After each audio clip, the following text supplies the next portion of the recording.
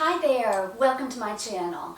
I'm Holly and this channel is all about my exploration of the world of graphic novels, sci-fi, and fantasy. So I am still reading Blackest Night, and in all reality, I've barely just begun. This is going to take a while for me to get through, probably the rest of my life. I don't know.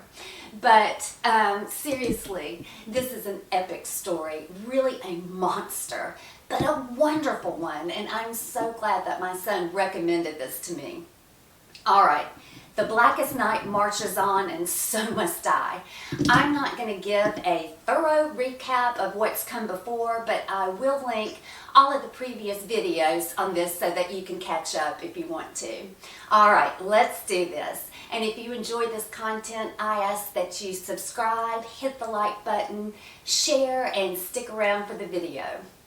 So, last time on The Blackest Night, we were at the Stone Chat Museum where Carter and Kendra, Hawkman and Hawkgirl, were brutally slaughtered by their dear friends, the resurrected Black Lanterns, Ralph and Sue Dibney. And that's where we're going to pick up, back at the Stone Chat Museum in the aftermath of the bloodbath that has just transpired. Now, right before this incident, Carter had been on the phone with his friend Ray, the Atom. Ray wanted Carter to go with him to visit his ex-wife Jean Loring's grave. Now, Carter hated Jean Loring and refused Ray's request and actually hangs up on him. Now, Ray is undeterred and calls right back.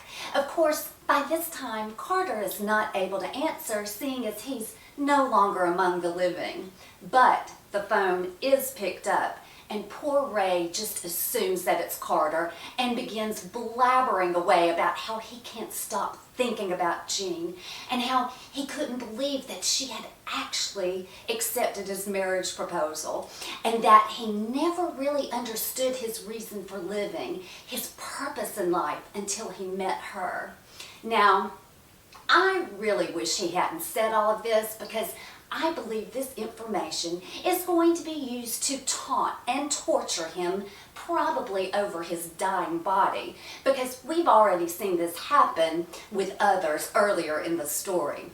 And of course, it's William Hand on the other end, and acting as Carter Hall, he invites Ray to come on over and have a heart-to-heart. And I'm yelling at Ray like I would at a horror movie, and I'm saying, Ray, stay home. Don't go to the museum. Please listen to me. And of course, he does not listen to me. He says, I'll be right over. Fine. Okay, Ray, go. You know, I guess he's just so wrapped up in his grief and so desperate for his friend's support that he doesn't notice that it's not Carter on the other end of the line. And speaking of end of the line, I believe it is for poor Ray. Now, meanwhile, back in Gotham City, Commissioner Jim Gordon and his daughter Barbara have activated the bat signal because they haven't heard from Batman in quite a while, and they are very concerned. And they have every reason to be. Jim Gordon is especially concerned. He's got that detective gut feeling that something is terribly wrong. See, earlier in the story, it was decided to go ahead and announce Bruce Wayne's death, but to wait a while to announce Batman's death so that the connection, that they were one and the same person, would not be made by the general public. And obviously, Jim and Barbara were kept out of the loop. And as they wait, hoping to bring about Batman's arrival, Hal Jordan suddenly appears, crashing through the bat signal. This was purely accidental, caused by Barry Allen, the Flash, when he and Hal were in the fight of their lives against a resurrected John Johns, Martian Manhunter. Now, I gotta say something. I've been told that I should pronounce that name John Jones, and I'm not really sure, so from now on I'm just going to call him John. Alright, well, they were able to use John's kryptonite, which is fire, to turn him to ash. Now, wouldn't that make him pretty much useless to the Black Lantern Corps now that he is essentially dust? And so I was wondering, If fire can be used against John, can it be used against other Black Lanterns? Or would it only work against John because that's his weakness? And at this point, I was thinking that this is good knowledge to have, because I'm assuming that every superhero has a flaw, some weakness that can be used against them to harm them. Could it be that whatever weakness a superhero had in life could be used against them as a Black Lantern?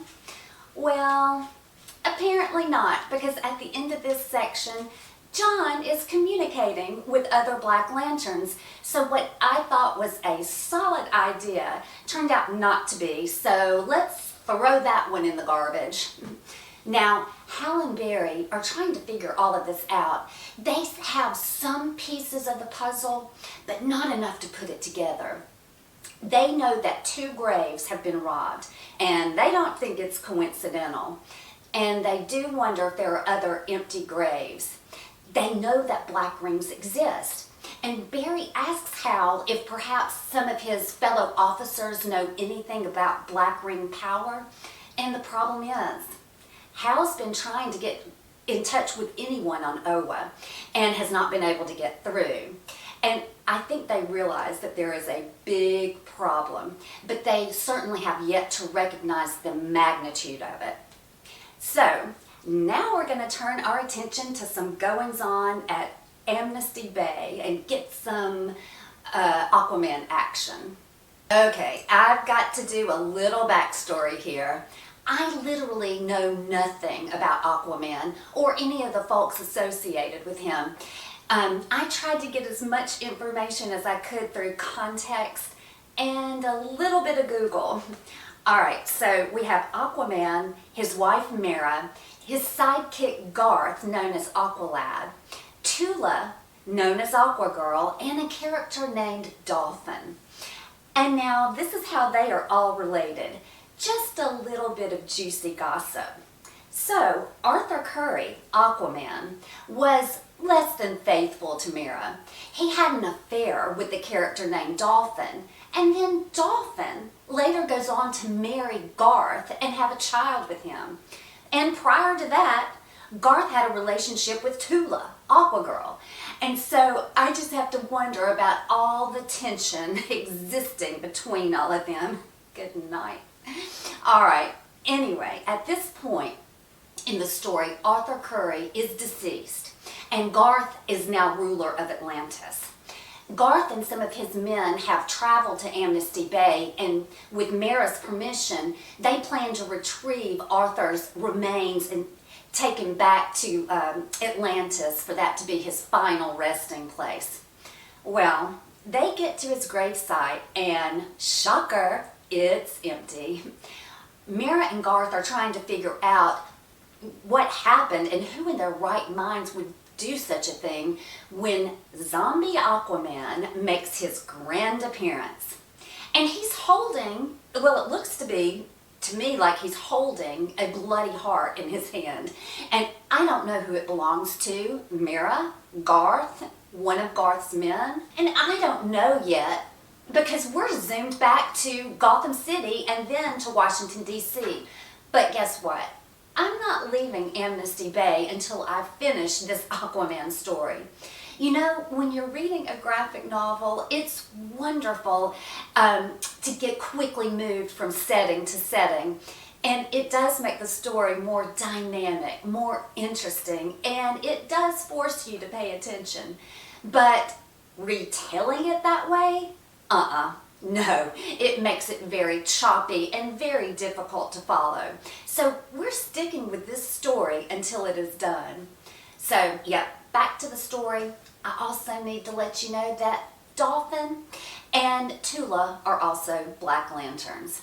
So, zombie Aquaman tells Garth, "You might have taken my kingdom, but you're not taking my girl." And he wasn't talking about his wife, Mera. He was talking about Dolphin. Speaking of which, she's now involved in some bizarre zombie love triangle catfight with Tula. They are fighting and clawing over Garth. And he is not feeling the least bit flattered. Yes, They are both after his heart, but not in the romantic way. They literally want his heart in their hands. And it's Tula who gets to Garth, Aqua Girl. And he is desperately trying to get through to her. And he says, Tula, if this is you, and I hope that it is, fight this. Well, hope is an emotion, which is exactly what Zombie Tula was looking for. A heart filled with emotion, because that is precisely what the darkness needs to feed on. And at that moment, she plunges her hand into his chest and rips out his heart. Where is Indiana Jones when you need him? Anyway, then we hear Garth of Earth rise. And so he becomes the latest member of the Black Lantern family. Wrapping up now, we have Zombie Aquaman, Garth, Tula, and Dolphin, and they're calling out to Mira and saying, join us, we need you. Well, Mira is completely outnumbered and doesn't quite understand what she's dealing with yet.